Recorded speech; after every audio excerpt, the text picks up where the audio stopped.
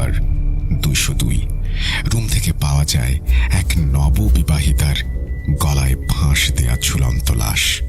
কিন্তু কেন?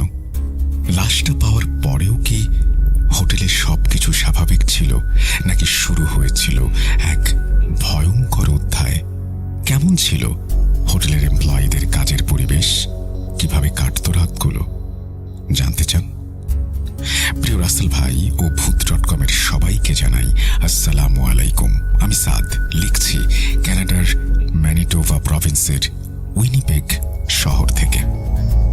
আমার প্রথম ঘটনাটা সিলেক্ট করার জন্য ধন্যবাদ। আজকে যে ঘটনাটি লিখছি সেটা কিছুদিন আগে একটা ট্যুরে গিয়ে আমার এক কেনেডিয়ান ফ্রেন্ডের কাছ থেকে শুনি। কতটা ভয়ের বলতে পারি না, কিন্তু প্যারানরমাল তো বটেই। কথা না বাড়িয়ে ঘটনা শুরু করা যাক।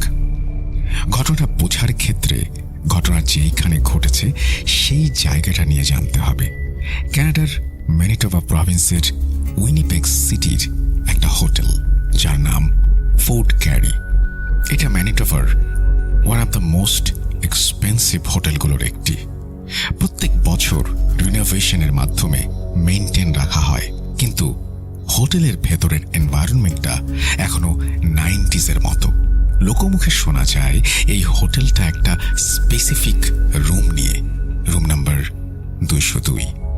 লোকে বলে এই রুমে একটা নিউলি ম্যারিড ব্রাইড গলায় ফাঁস দিয়ে মারা গিয়েছিল, কারণ তার হাজব্যান্ড একটা কার অ্যাক্সিডেন্টে মারা যায়। বাট কার অ্যাক্সিডেন্টটা শুধুই কি দুর্ঘটনা নাকি ইচ্ছাকৃত সেটা জানা যায় না, কারণ যেই মেয়ের সাথে ছেলেটির বিয়ে হয়েছিল তারা ছিল অপোজিট রাজনীতি দলের। অনেকে বলে রাগের বশবর্তী হয়ে মেয়ের ভাই অ্যাক্সিডেন্টটা করিয়েছিল। এই ঘটনার পর থেকে ওই রুম থেকে নানান ধরনের স্পিরিচুয়াল ঘটনা ঘটতে থাকে, যেমন রুমে কেউ নেই কিন্তু ওয়াশরুম থেকে পানি পড়ার শব্দ আসছে, আবার কেউ রুমের ভেতরে ড্যান্স করছে। হোটেলের স্টাফদের রুম ক্লিন করতে গেলে প্রচন্ড মাথা ব্যথা করত, আবার কেউ কেউ নববধূর পোশাকে কাউকে দেখত হোটেলের করিডোর দিয়ে হাঁটা চলা করছে। এরকম বিভিন্ন ধরনের অ্যাক্টিভিটিস হওয়ার কারণে ভয় পেয়ে হোটেলের অনেক স্টাফ কাজ ছেড়ে দেয়। ইভেন হোটেলের তৎকালীন জেনারেল ম্যানেজার যিনি ছিলেন তিনিও চলে যান।